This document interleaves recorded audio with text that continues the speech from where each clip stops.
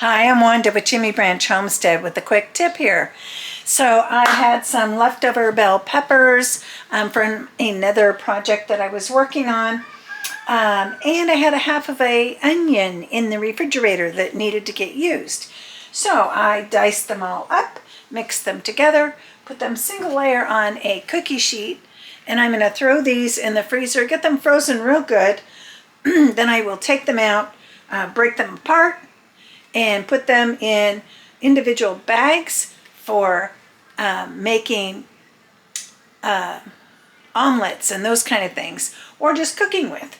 And that way they will already be diced, save me lots of time, save me lots of money, and use up that produce so it doesn't go bad.